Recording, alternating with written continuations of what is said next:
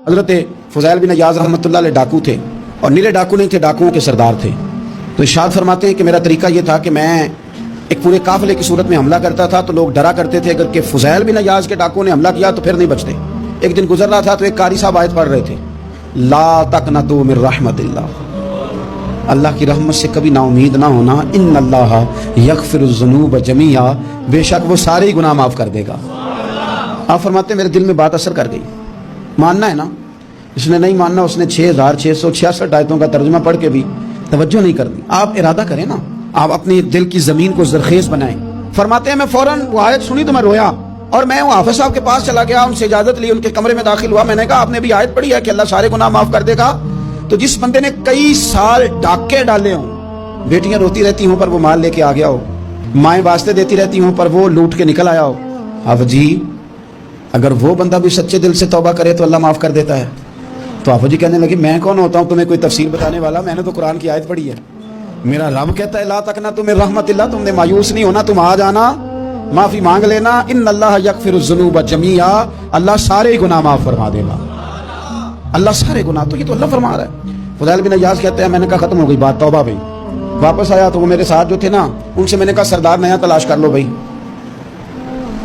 اب ارادے بدل گئے، پروگرام کچھ اور ہو گیا، اب تو لوگ ہمیں تانے دیں گے، اب تو لوگ باتیں کریں گے کہ اوتھے کی لین جانا ہے۔ فضیل بن عیاض کہنے لگے بس بھائی توبہ کرنی، اب تم کوئی اور سردار تلاش کر لو، اور اوپر سے نہیں کہا، توبہ کی تقریریں نہیں کی، دوسروں کو میسج نہیں بھیجے، اور لیکچر نہیں جھاڑے، رو کے کہا، درد سے کہا، دل سے کہا۔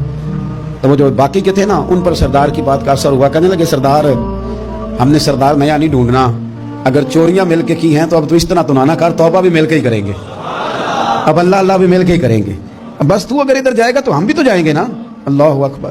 فضیل بن عیاض کہتے ہیں ظاہر ہے مال لوٹا کرتے تھے، میں نے مسئلہ پوچھا علماء سے تو انہوں نے بتایا کہ یہ تو حقوق العباد کا مسئلہ ہے، جو لوٹا وہ تو واپس کرنا ہی پڑے گا۔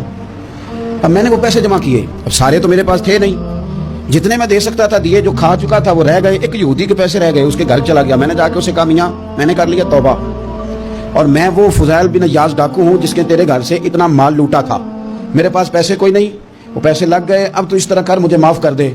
وہ کہنے لگا نا جناب، یہ بھی کبھی کبھی ہوتا ہے، لوگ نا شرافت کو بزدلی سمجھ لیتے ہیں۔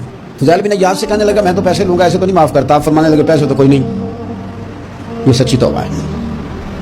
وہ کہنے لگا پھر اس طرح کرو میری اونٹوں کو چارہ ڈالو، پیسے پورے ہوئے تو چلے جانا۔ کل ڈاکو تھے، ابھی وہ تلوار چلانی آتی ہے، نیزہ چلانا آتا ہے، ڈٹنا آتا ہے، اعصاب مضبوط ہیں، مسئلہ کوئی نہیں، لیکن توبہ سچی کی ہے نا، یہ سچی توبہ والے لوگوں کا طریقہ ہے۔ اس سے کہہ سکتے تھے کہ جا آج تو لب دینی لے لے، مجھے کہا معاف کر دے، تو تیار ہی نہیں ماننے کو۔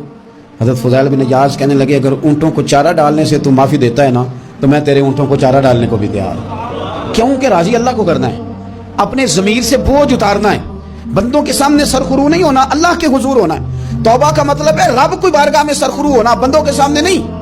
حضرت فضیل بن عیاض صاحب کہنے لگے ڈالیں گے تیرے اونٹوں کو چارہ، کیوں نہیں ڈالنا؟